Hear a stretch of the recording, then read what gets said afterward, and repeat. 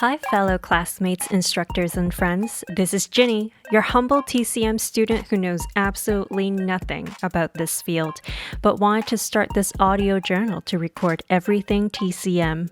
If you would like to join my study group as well, please come learn with me. And let's get healthier by healing our bodies from the inside out holistically together. Hey Cuckoo fam, thank you so much for tuning back with me for another study session. Today we have a very special guest. She is another practitioner that I found, and luckily she's located in Toronto.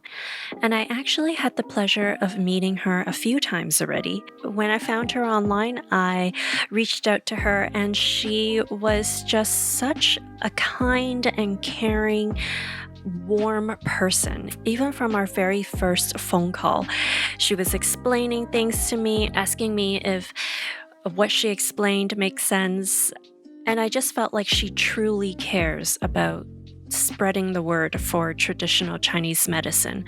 And I love that about her. And as we discussed further, she asked me why I wanted to start this podcast or these journal logs. And basically I told her, because I feel like it's something that not a lot of people have tapped into. And I, for one, would love to understand more about traditional Chinese medicine. My parents, my grandparents, like my ancestors have all been doing these things, but I want to know why. And I think as a Chinese person, I should try to understand and learn more about my own culture. And as I learned more, the more I was impressed about this ancient science that we had. I know a lot of you might think it's a lot of hocus pocus, but at the same time, Desiree is going to break it down a little bit for us in terms of why it might sound hocus pocus and why it's actually not. Everything relates back to the Western medicine as well, but Chinese medicine has been here for more than 2,000 years. So whatever the studies were before, obviously we didn't have the greatest technologies back then, but the philosophy and the understanding was already there. And it's so impressive to know that our ancestors from way back when have discovered all of this already, to the philosophy of life and the philosophy of health. And it's just so remarkable that we're only just trying to understand it more now. And I think it's something that if you are interested in getting healthier yourselves, I think it's good to know as well. It's just tips and tricks here and there, but I think it would benefit us greatly in the long run. So enough rambling on. I know that this episode is actually going to be quite a long one, and I had to separate it into two parts, part 1 and part 2. So we will be talking to Desiree from the first one and the second one, and we're going to go through her expertise today. In regards to her expertise, which is acupuncture, from why you might want to consider doing it to what it's good for to when it's good for. And there are actually so many things that you could potentially cure with acupuncture that I had absolutely no idea about. Did you know that if you have depression or mental issues that perhaps acupuncture can help with that? That was shocking to me because for me, I'm like thinking, okay, that's mental. Like, because I'm coming into this still a more Western point of view than an Eastern point of view. So for me, I'm like, no, you can't cure mental issues or you can't help with mental issues with acupuncture. But actually you can. And she's going to dig a little bit deeper into why. I think part 1 and part 2 is going to be very fun and very interesting to learn about all of these different treatments and perhaps which one is right for you if you are considering and trying. I hope you would consider to try at the end after listening to all of the benefits that this brings. And I actually have a surprise for you guys at the end of our study session with Desiree in part 2. So please stay tuned and I will announce what the surprise is at the end. So let's get started. I was wondering, have you ever felt muscle pain? For the ladies, have you ever had irregular periods? Or even periods that never came, or it was too long or too short? Or maybe you're considering prepping your body for a baby. I'm sure you might have felt some of these once in your lifetime. So in TCM, there are different types of treatments to help balance the body. And one of the popular ones is, you guessed it, is acupuncture. But within it, there are actually several different types. By applying these methods, there isn't just a one approach that fits all. And even within each method, there are slight variations between China, Japan, and Korea. I know, Desiree, you actually do practice acupuncture on a regular basis. So can you actually let our listeners know what acupuncture is? I know it's a lot of needles. Very good question, Jenny. Okay, so acupuncture is the primary form of treatment that a registered acupuncturist will perform. It's the insertion of fine, sterilized needles into the dermis of the skin. So we go through the outermost layer of the skin, which is called the dermis, and we usually go right into the muscle layer. So this can be anywhere between a few millimeters to a centimeter to maybe even half a centimeter, and depending on the part of the body, we could actually go in as deep as an inch to 2 inches to 3 inches, right? Now, not to worry, not all needles are inserted perpendicularly. Again, based on which area of the body you're needling, you can go in at a 45-degree angle, or you can actually go in right flush with the skin. So basically just sliding it horizontally under the skin's layer, right? Now, these needles, very important to note that when I say they're fine, we mean they are much thinner than the needles you might be more aware of, right? So they look nothing like a syringe, for example, when you go to give blood. They're about the width of a strand of hair. They're usually made out. That's really thin. Very, very thin. And I think this is the most common misconception out there, that they must be very fat, as thick as the ones that we would use with a syringe, which, of course, the thicker the needle, the more the body feels it, right? Mm-hmm. Now, in addition to this, the material. So most needles that acupuncturists use are stainless steel. They're individually packed and they're one-time use. Now, this is more of a safety side of things, right? Once we've used them on you, we would safely discard them. The needles themselves are very flexible in nature as well. So again, from a safety point of view, if let's say, I would never expect any patient to lay completely still for the complete duration of a treatment. If you needed to move your hands, the needle will usually bend with you. This is not to say that a patient should start walking about and get off right the table, right? And you've got to stay still. Right. But for the most part, there is a bit of flexibility to it. So yeah. Nice. So when you mentioned about inserting it underneath the skin, like into the muscle part, like what are you actually activating? Like, can anyone, I'm not just saying like, can anyone just stick needles in them, but like, what does it actually promote when you poke needles into? Like, is there certain areas that you put? Very good question. Oh my gosh. That's a great question. Okay, so acupuncturists work with a map of the body, and this map charts out specific points. We call these acupoints, right? Now, these acupoints run along certain energy pathways. In Chinese medicine, we call them meridians, right? But if you were to think of it from a Western point of view, I would say that these meridians actually flow very closely in a similar path as the nervous system and the lymphatic system, right? We often say that most acupuncture points either lie in crevices or mounds around the body. Now, I have to say over here as a safety point that not everyone should be poking themselves. In fact, this is very, very dangerous. Acupuncturists go through years of schooling to make sure that we understand the body's anatomy. Each point, as I said, comes with a particular recommended depth and angle that we must follow in order to keep our patients as safe as possible. Now, this depth, obviously, there is a little wiggle room based on how big the person is or how thin the person is, but more or less, you really need to be trained in order to insert these needles. Right. But I hope that answers your question. Yeah, we are looking for specific points. And these points are called acupoints, and they lie along those energy pathways. For sure.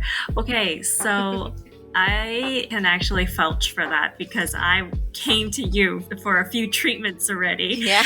And yes. I was a little scared of needles to begin with.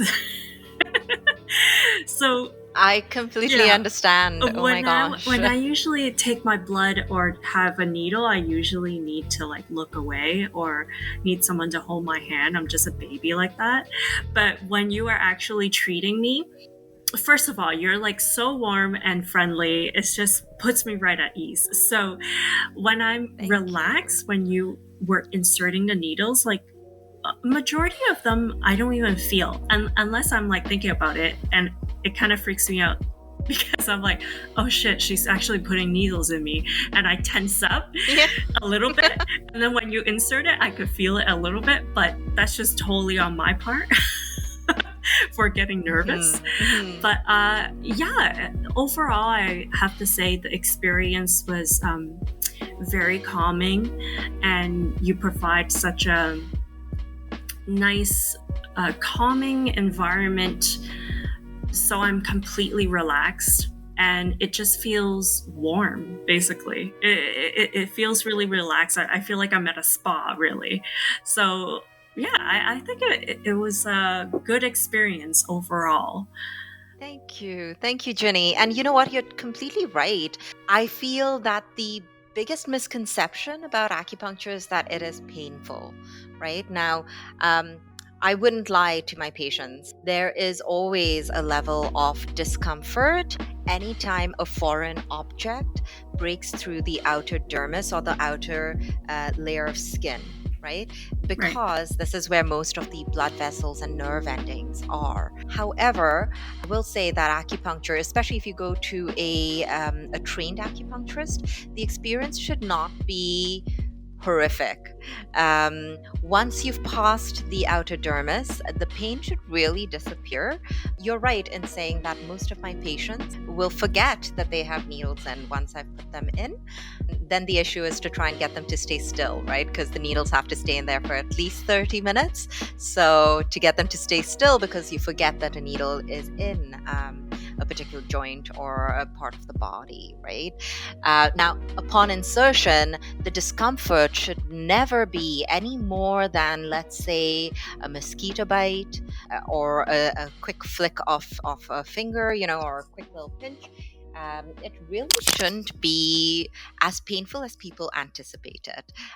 Again, I would say experience is the best teacher. So I always invite a person to come in and try it out for themselves. And then once they know, they know. Most patients will actually fall asleep on the table before I finished inserting all my needles. So yeah. Oh, that's great. I hope I can get to that point because I'm still a little nervous, but we'll get there. You will. Oh my gosh, for sure. Okay, so for acupuncture, what are the popular symptoms that acupuncture can cure or promote in your body. I know it's supposed to balance your chi, right? But what else can it cure? I've seen stuff where it's for fertility or it's for muscles, but can you kind of dig a little deeper on that? Yeah, of course. So acupuncture is really a holistic approach to health, right? I think in our last session, we talked a little bit about how the main aim of an acupuncturist is always to keep you and your body healthy and strong, right? Fixing a body once it is actually broken down is a byproduct of today's society. But fortunately for us, acupuncture can actually help the body maintain its own healing processes. Mm-hmm. Some of the common things that acupuncture treats would be, you got it, fertility for sure, any kind of gyno or women's issue, men's fertility, women's fertility. I love treating emotional disorders. I will say that in the last couple of years, especially through the pandemic, most of my clients and patients are coming in more and more for stress, anxiety, insomnia, even depression, sadness, fatigue. Acupuncture is really amazing in helping body cope with such emotions because we work predominantly with the nervous system to put the body into a rest and digest state. So when I say rest and digest, we're talking about activating the parasympathetic nervous system. So once you do this, you're able to turn off the adrenaline rush and help the body calm itself down. When the body is in a rest and digest state, it actually does a lot of the heavy lifting for us, as in it will heal itself. And acupuncture pretty much just stimulates and assists it to do what it is naturally meant to do. So that's really cool, right? Oh, that is Yeah, really it's really cool. cool. Oh, I didn't know that. You wouldn't think acupuncture and emotions mix hand in hand, I would not think of, if I had a mental disorder, to go seek out an acupuncturist for treatments. It's just, wow, that's amazing. I would say, and I didn't know that. Yeah, I mean, a lot of people don't know that, and that's the sad thing. But I would say that acupuncture is very, very successful in helping people, deal with their anxiety and stress, especially in today's world, right? So in an urban space such as Toronto, a lot of our, corporate clients and patients predominantly come in for emotions, and you'll be so surprised that when the body is in stress, it actually could lead to so many other issues, such as it could manifest as physical pain. So you're stressed out at work, a person will come in and complain about neck pain, shoulder pain. You're working on the computer all day and you're tightening up, lower back pain, leg pain.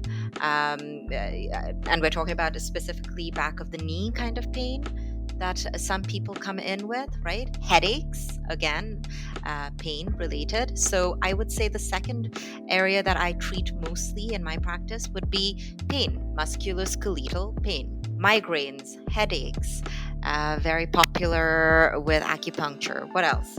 Oh my gosh, if you're stressed out, the first thing that a lot of women especially will come in with complaints about is dysfunctions of the digestive system.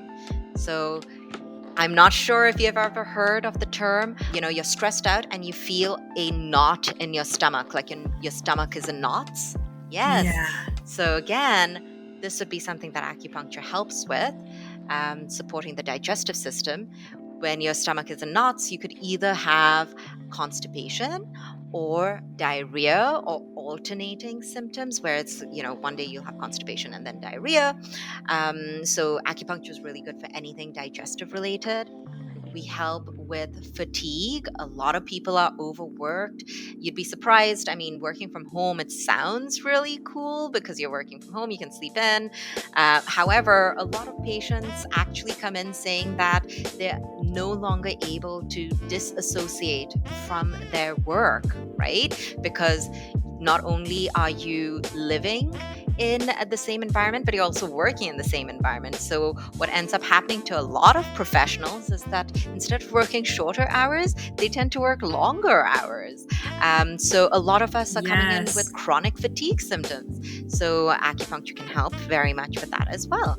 And then lastly, the thing that I love treating, and this is because it runs so strongly in my own family, myself included, is things like insomnia. So in my personal practice, I love treating patients with symptoms of insomnia. So either you cannot fall asleep, or it takes a really long time for you to fall asleep, or once you're asleep you keep waking up for whatever reason, stuff like that. Oh, wow. All these things that acupuncture can actually fix it's crazy. It's like so It's magical. amazing. And I mean, this is just a small sliver. These are my favorite areas to treat, right? Acupuncture can go so much further and beyond. I mean, there are some serious gurus in acupuncture out there, and they can actually help with things like strokes and paralysis. Yeah. Whoa. And Those are major stuff. so major.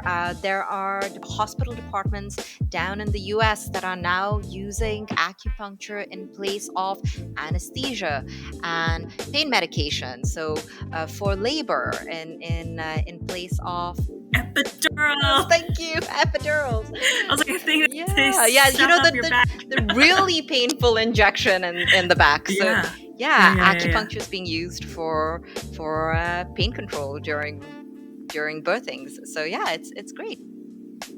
Wow, that's amazing. Wow, I have no idea. I think there was one story that blew me away was when you mentioned that when you were practicing acupuncture with a mentor that's here and it's Korean, and you guys were treating someone that actually was it disability, or like the person wasn't able to walk? He was right? a paraplegic. You're right. He was a paraplegic. Yeah.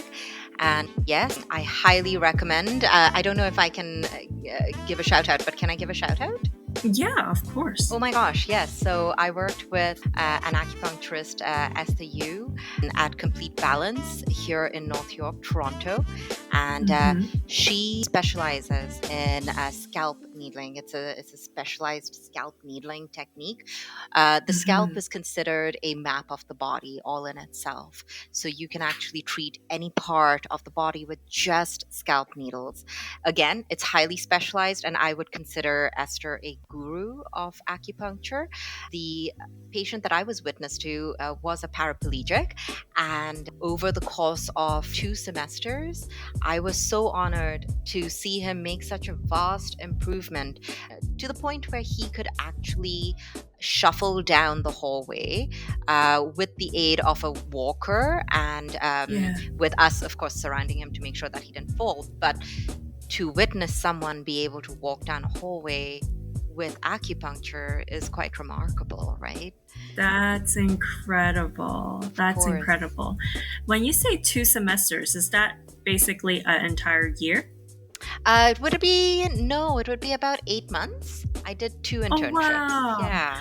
From not being able to walk to shuffling down the hallway. That's exactly right. That's a short time. That's incredible. That is a short time. And I mean, don't disregard, of course, he must have been doing other therapies in conjunction. In fact, I know he was doing physiotherapy as well. But what I'm saying is that acupuncture did have a huge hand in it. I wish him all the best. Like, I actually don't know what he's doing right now, but it was quite incredible to be witness to that. Very inspiring as well for a student, you can imagine. So, yeah. Absolutely. Yeah. Wow, that's amazing. That's so incredible. I was going to ask you the next question, but I feel like go ahead. It's kind of silly now, because I was going to ask you, like, why is this so important? And what is the difference between someone who goes and gets treated versus someone who doesn't? But I mean, from all the benefits that you just listed out, it's clear that perhaps you should really incorporate this into your regular schedule as well. If you go for massages, if you go to see your chiropractor regularly, I think you should add in acupuncture as well, because it could solve so many different issues in your body. I just think that's the way to go. If you go once a month, you should go once a month. Exactly. And again, you know what? It's a great question, Jenny, because I feel people are so caught up in their busy lives these days that they forget about self-care. And I think the last 2 years, again, have been such a great lesson for us, because we've seen firsthand what could happen if we don't invest in our own health.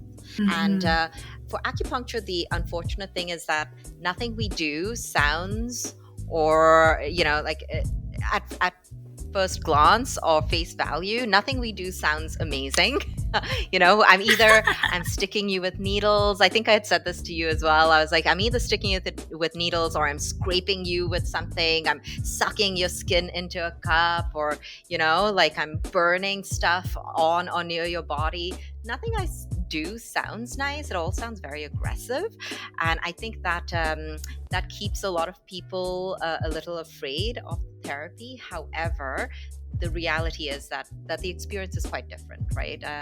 Most people fall asleep on the table. They find it very relaxing. Acupuncture invokes that sense of rest and digest, so you end up feeling very relaxed at the end of a session. Yeah. The difference between a person who comes for acupuncture versus a person who doesn't. Now, I will never say that acupuncture is the only way to go. I'm not one of those practitioners.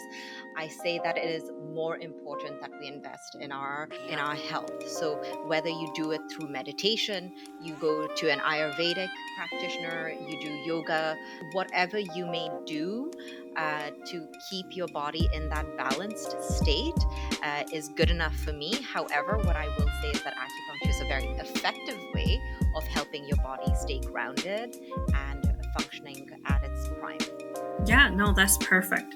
I mean, acupuncture is only one method of solving so many issues, and you have so many other methods like moxibustion. Am I saying that correctly? You're saying it perfectly. Thank you. Yeah. Moxibustion. Like, what is that?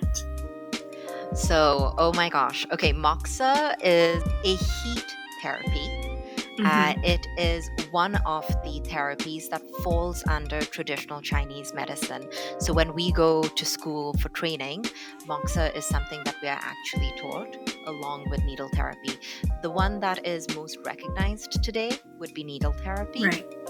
However, if you go out east to China or Japan, moxa is just as widely known and used as needle therapy, right? So let me tell you a little bit about moxa. Yeah. So moxibustion is the therapy's name, but the herb that we burn is moxa. Moxa is another name for an herb called mugwort. Now, when you burn this herb, either near or on the skin, it emits infrared heat. And as we know, infrared heat travels deep into the body and is very nourishing. A lot of our techniques in Chinese medicine not only hits the symptoms, the signs and symptoms, but we oftentimes will diagnose for the root cause of any illness. Moxa works with nourishing the body from the inside and essentially aims at fixing the root cause. Love That's it, yeah. Because you said, like, when you go out east, they love using moxa as well. So would they actually use moxa in place of acupuncture, or is it used in conjunction all the time? Really good question. So any of the therapies that we are trained in can either be used as standalones or in conjunction. Now, my favorite way of using the modalities is in conjunction with each other. You can think of it as fingers of the same hand. They all kind of work together to make something beautiful. In the case of moxa, what I usually do is based on what the patient needs and their diagnosis, I will usually gravitate towards a Japanese style of moxa, which is considered one of the gentler forms, right? So I would stick the needle into the acupuncture point, and then at the base of the needle, I'd put a tiny little bit of burn protection cream. This is only a safety precaution. And then on top of that, we burn a tiny, tiny bit of moxa. It's about half a grain of rice size. So it's really, really small. And you kind of burn it at the base of the needle on top of the burn protection cream. And the heat that is emitted is almost negligible, I would say, right? Because it feels almost like a little spark of heat, nothing worse than a little bit of oil that splatters when you're frying an egg, let's say. But that heat will then penetrate deeper into the muscle and skin layers and spread. The spark is not really from the moxa, in my opinion. It's really from the needle, because I'm burning it at the base of the needle, and the needle acts as a conductor of heat, pushing the heat deeper, right? So yeah. I mean, I had experience with that. You did. And I have to say, I loved moxa.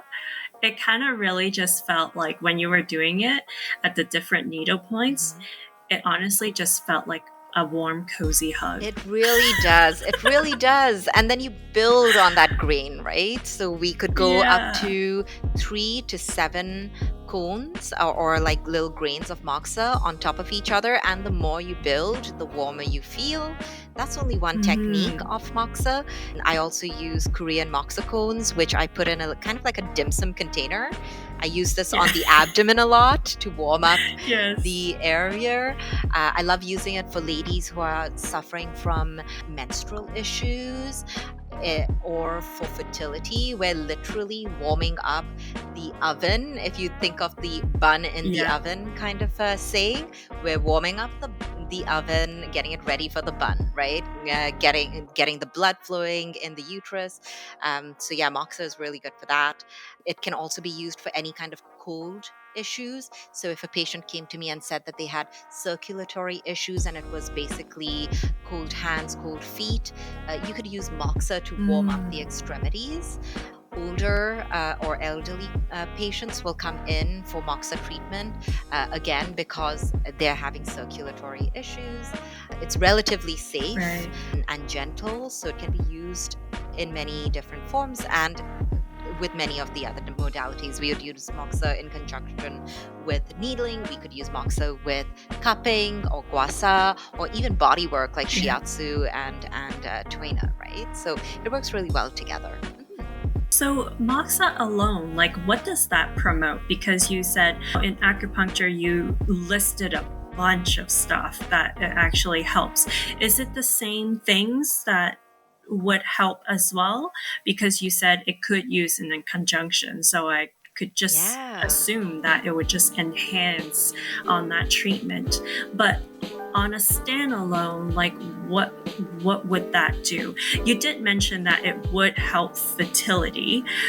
Is that the only thing, or is there more to it?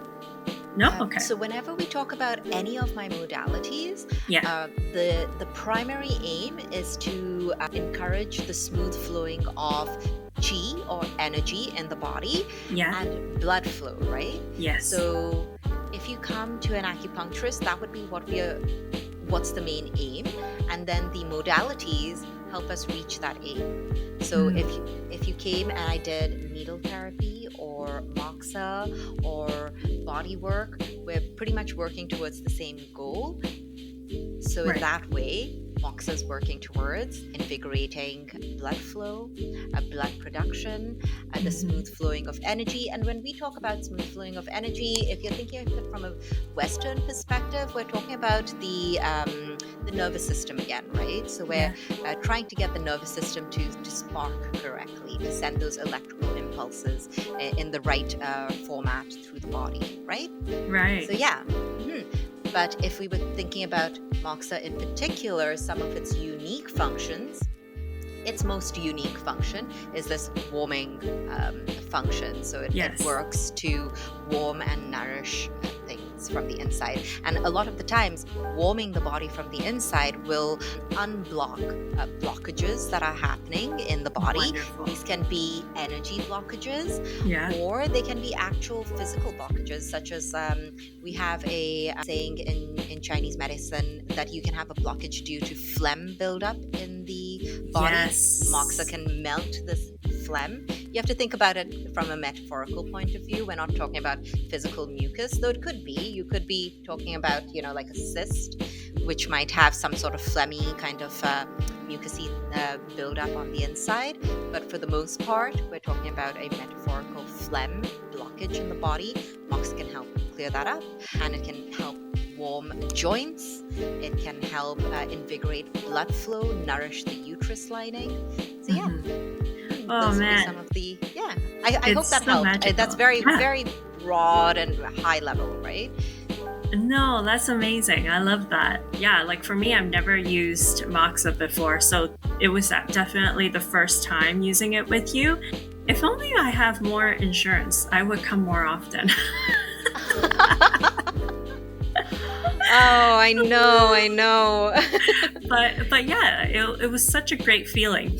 And I remember the first time I went to a session with you, you actually tried out all of your modalities on me. So one of them was cupping. And going into this session, I can't say I'm the most scared about cupping, but I've seen so many pictures, and they are, I have to say, they look a little violent and a little scary, like, because it's like sucking into your skin.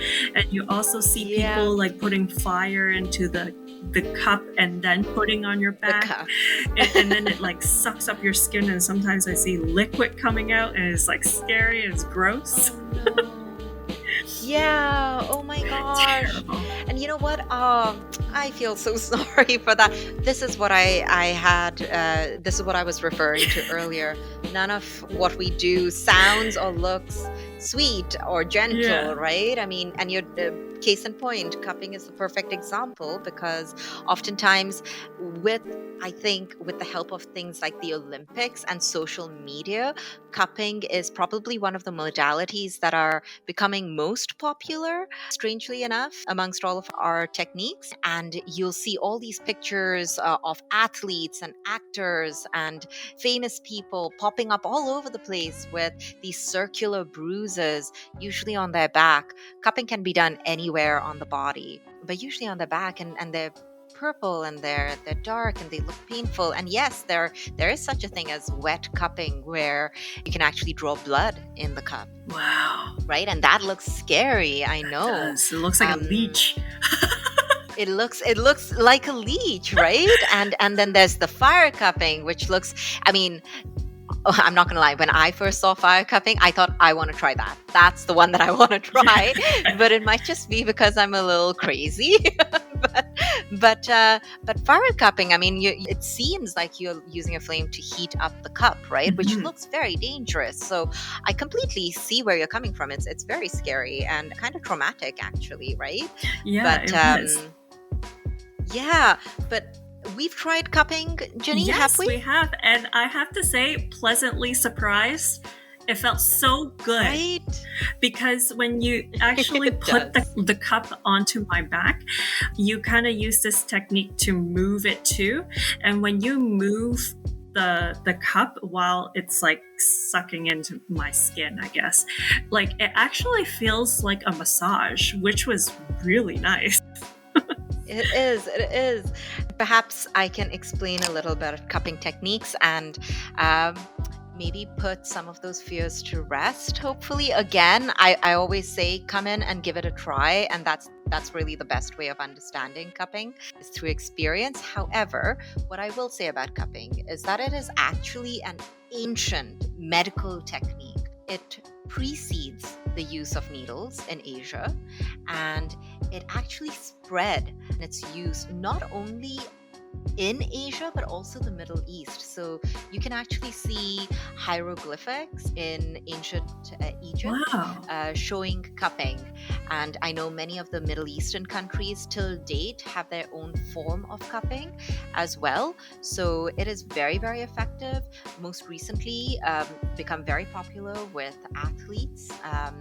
Now, the reason why it's so popular with athletes is because the function of cupping, very much like any of the other Yeah. functions, is to promote qi and blood flow in the Yes. body, right? However, how does it do this? So, when you go to a practitioner, they create a vacuum in a bowl-like instrument, Yes. right? Now, this bowl can be made out of glass, it can be made out of plastic, it can be made out of silicone, it can be made out of bone, it can be made out of wood. And the first three are usually the ones you'll see in any Western clinic. So we're talking about glass, we're talking about silicone, and we're talking about Yes. plastic, right? You can either create the vacuum by using a pump and sucking out the air, or you can squeeze the air out with the silicone cups, or you can create a vacuum in a cup using a bit of Yep. fire by burning up all the oxygen in the cup, right? And this is usually done with the glass cups. Yes. The practitioner will then go ahead and place the cup on your body, and the vacuum sucks a bit of your skin and fascia into the cup. Now, when we're talking about the sucking, it isn't like, oh my gosh, we're pulling your skin right off of your body. It's a tiny little bit, relatively speaking. And a trained practitioner will actually know exactly how much suction should be used on particular parts of the body. And there's always a conversation with the patient to make sure that they're as comfortable as possible. When the fascia and the skin is sucked into the vacuum, it creates a space between fascia and bone, and this space then allows for energy and blood flow. Those marks that you see that are so famous, here's what I will tell you about those marks. They don't happen always. They don't happen to every patient. We use the markings as a diagnostic tool. So, rule of thumb, the deeper the color, the less oxygen and blood flow to the area. So when you see an athlete with these huge purple circular bruises, which are not bruises, by the way, they're just the cupping marks. Now we know that, right? If we see them as purple, you know that that person has been exercising, there's wear and tear, the muscles are tight, so there's restriction of blood and oxygen flow to the area, and therefore the color is purple. Now, oftentimes I will place a cup on a part of the body, let's say the back, and I take the cup off and there is no mark at all. This basically just means that the area has healthy blood and oxygen flow in that particular spot, so there's no need for the color to happen, right? And the marks are not painful. They look painful, but they aren't. They last about 3 to 5 days depending on the person, and then they completely disappear. They're more like a hickey really than a bruise, right? Because a bruise happens when you push into the body, whereas the cupping marks happen because we're sucking the skin into a vacuum.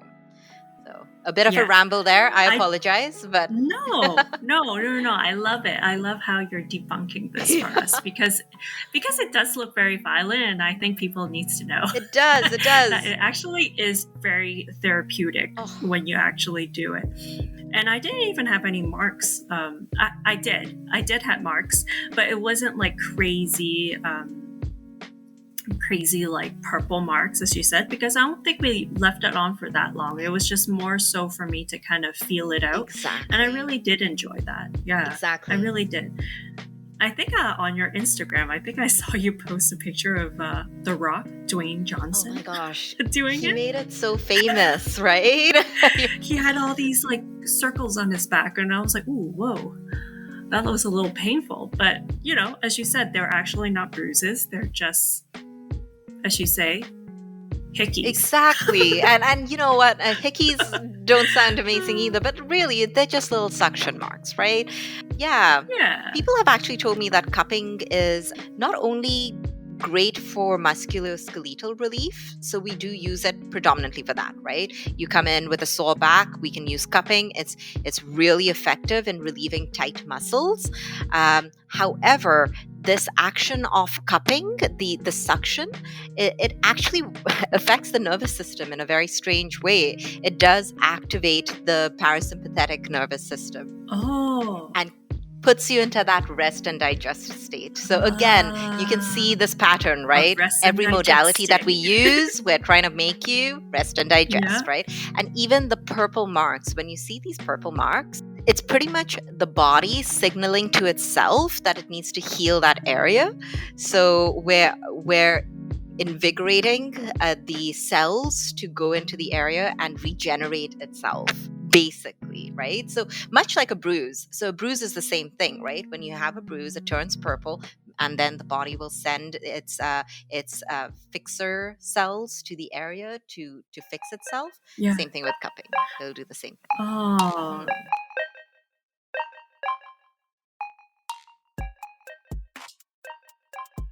Whew, whoa, that was very long, and I know. Thank you for sitting through it and listening through it.